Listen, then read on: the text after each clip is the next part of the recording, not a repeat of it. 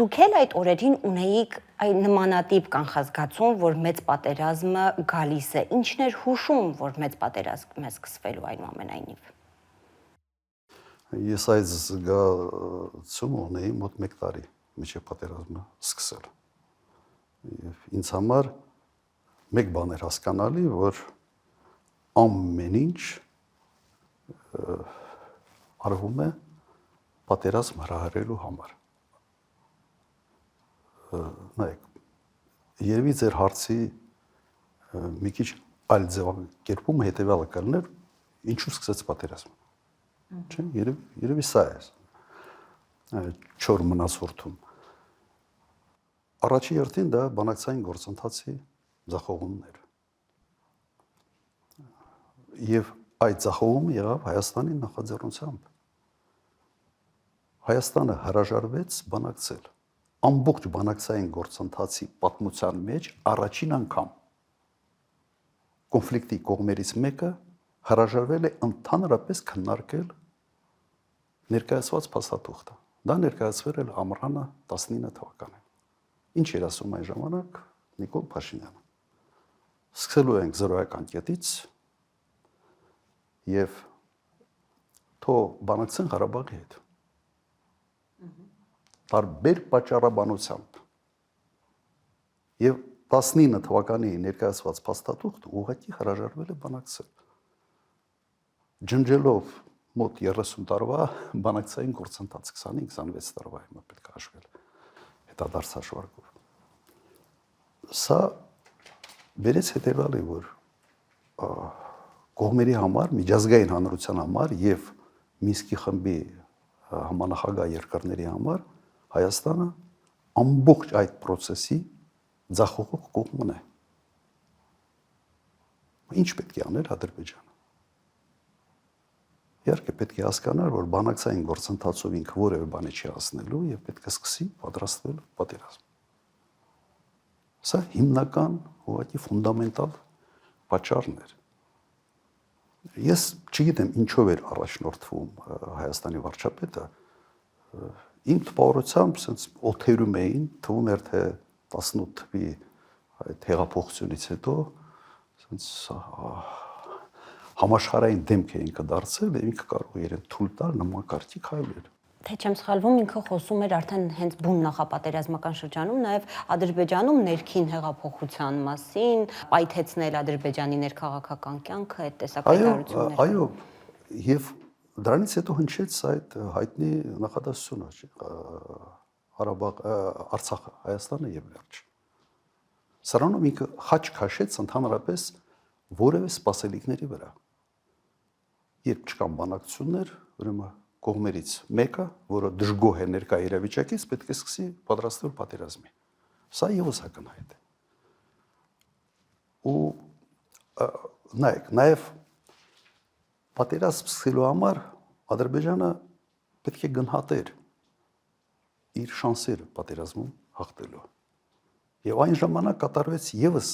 մեկ կարևոր հանգամանք, կար, որը դրդեց Ադրբեջանի պատերազմին։ Այն, ինչ արվում էր բանակի հետ 18 թվականից սկսած, վարկաբեկման մի կամպանիա հրամանատարական կազմի դեմ, գեներալները բոլորը թալանչի են, եւ այլ, հիշում եք այդ ամենը, սա բերեց բանակի շեշտակի թուլացման։ Սա եւս մի հանգամանք էր, որը վստահ եմ Ադրբեջանը հաշվարկում էր։ Եվ եւս կար եւս մեկ հանգամանք, դա քո ռազմավարական դաշնակցի հետ հարաբերությունների մաթարացումն էր։ Եվ հապկի հետ ուղղակի կոնֆլիկտի մեջ մտնելն էր հապկի գլխավոր քարտուղարին նկատմամբ քրեական հետապնդումներ։ Հիմա որ ասում են իդեալական փոթորիկը, սա այն դեպքն է, երբ 3 հանգամանքներ իրար միացան եւ իդեալական պայմաններ ստեղծեցին Ադրբեջանի համար որոշում կայացնելու։ Իսկ վերջի կաթիլը եղավ Հայաստանի հյուսիսում այն սահմանային կոնֆլիկտը, որը ուրճացվեց ասենց երկրորդ սարդարապետի մակարդակի միջև։ Դրանից հետո այդ հայտնի օգոստոս էր սեպտեմբեր էր սարտարապատում միջոցառումը 70-ից ավել մարտական խաչեր եւ այն հայտարարությունները, որ Հայաստանը տարածաշրջանում ունի ամենից մարտունակ բանակը եւ այլ եւ նաեւ այդ ելույթում հետ չեմ ցալում նաեւ Թուրքիային էր կպնում։ Իդեպ այդ իրադարձությունները հյուսիսում սահմանային այդ միջադեպը ինքը բավական մեծ արձագանք ունեցավ Ադրբեջանում։ Լայնածավալ հանրահավաքներ էին, որոնք պահանջում էին Իլհամ Ալիևից միջոցներ ձեռնարկել։ Եվ Ադրբեջանի նախագահ վտանգ զգաց իր իշխանության համար։ Հիմա մի քանի հանգամանք իրար միացան եւ ստեղծեցին իդեալական պայմաններ պատերազմը սկսելու համար։ Բանակցային գործընթացի ձախողումը բերեց նրան, որ ոչ մեկը չդատապարտեց Ադրբեջանին, մեր կողքին ոչ մեկը չկանգնեց։ Ամենանդեպս հրապարակային։ Բանակը թուլացած էր, ուրեմն պատերազմում հաղթելու հավանականությունը շատ ավելի մեծացավ, քո դաշնակիցների հետ հարաբերությունները փչացրել ես, ուրեմն իրենց ուղակի միջամտության հավանականությունը եւս փոքրացավ։ Հիմա այդ քայլեր կարող են անել միայն անպատասխանատու մարդ։ Կամ եթե դա չի արվել դիտակցաբար, այսպես ասենք, պատերազմը հարարելու համար։ Եվ ո՞րն է ձեզ հետահայաց զուտ ձեր կարծիքը։ Որովհետև սկզբում ասացիք, գուցե դա հետհեղափոխական էյֆորիայի ազդեցություններ, հիմա գալիս ենք նրան, որ կարծես թե պլանավորված գործողությունների մասին ենք խոսում։ Նման է, նման գործողությունների, բայց ես չեմ կարող պնդել։ Հիմա դա կամ ուղղակի աշխարհակահաղական առումով տգետության արդյունք է,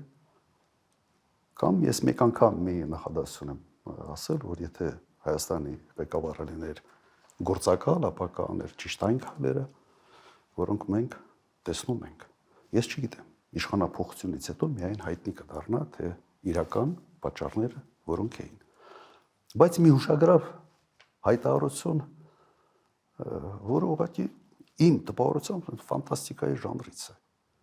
Երբ Նիկոլ Փաշինյանը արդարանալու համար ինչ էր ասում, ինքը ասաց, որ ինքը ասել է Հայաստանը, Արցախը Հայաստանը եւ վերջ, որովհետեւ ինքը հայրենասեր էր։ Չէ՞ այդպես ասում։ Եվ այն ժամանակվա իր ընկալումը հայրենասիրության այդպիսինն էր։ Հիմա դուք պատկերացրեք, ինչ թանկ գին ենք մենք մեր ժողովուրդը վճարել այդպիսի ընկալումների համար։ Դե իր պնդմամբ այդ ընկալումները ձևավորվել են մինչև իրեն, այդ թվում ձեր կառավարման շրջանում։ Իր ուղղակի նախադասությունը։ Ես դա ասել եմ, որովհետև ես հայրենասեր եմ եղել։ Ասել է, չէ՞ այդպիսի բան։ Իր հայտարարությունն է։ Հետարքիր բանը գիտեք ինչ է։ Ինքը իր ձախողումների ներդաշնակ փորձում է բերել իր հայացքների փոփոխությունը։ Մի հարցում ձախողվել եմ, ուրեմն հայացքներս փոխում եմ, ասենց օպորտունիզմի դասական ասենց տարբերակ է, ուրեմն ամեն ինչ միջով այդ սխալ էր, այ մեր կարծիքները փոխելով, մեր մոտեցումները, անկալումները փոխելով, մենք գալիս ենք հիմա նոր հայրենասիրական մոդելի։ Նոր հայրենասիրական մոդելի։ Եվ եւս մեկ բան, ինչ էր ասել, որ Արցախը Հայաստանի բեռ էր Հայաստանի համար եւ Արցախը հանձնելով մենք ձեռք ենք բերել մեր անկախությունը։ Ոչ թե կորցրել ենք Արցախը, այլ ձեռք ենք բերել Հայաստանի Հանրապետությունը։ Հիմա եթե փորձեմ ես սա թարգմանել նորմալ տրամաբանության մեջ, ինչ է ասա։ Ուրեմն եթե մենք շարունակեինք հիմա ունենալ Արցախ, եթե մենք չտայինք 5000 զոհ, 11000-ից ավել վիրավորներ, մենք կլինեինք խեղճ ու կրակ, սուվերենությունը կորցրած, դժբախտ եւ դժգույն մեր պատմության հետ հաշտության մեջ ասենց հիմարացած վիճակում մի ժողովուրդ։ Սա է ուզում ասել։ Ինչպես եւ էինք ըստ իրեն։ Նա ձեզ եւ ընդհանրապես նախկին բոլոր իշխանություններին մեղադրում է ԵԱՀԿ Մինսկի խմբի հետ ձեռք-ձեռքի տված բանակցային մի այնպիսի հավերժական գործընթաց սկսելու համար, որը ի վերջո պետք է պայթեր մեծ պատերազմով։ Հիմա ասում են ինչ վատ բան եմ արել։ Այդ պատերազմը եղել է, պարտվել ենք, եկեք առաջ գնանք։ Պատերազմը չէր լինի, եթե չարվեին այս սխալներ, որոնց մասին ես հիմա խոսացի։ Միանշանակ։ Ինչով կավարտվեր բանակցային գործընթացը։ Բանակցային գործընթացը կավարտվեր այդ մադրիդյան սկզբունքների մոդիֆիկացված տարբերակների ընդունման տարբերակով։ Եթե Նիկոլ Փաշինյանը մտներ բանակցային գործընթացի մեջ 19 թվականին, առաջարկը լավն էր, ապա շատ մեծ հավանականությամբ ամեն ինչ կավարտվեր նման կարգի փաստաթուղթ ստորագրելու տարբերակով։ Սա կլներ ավարտը։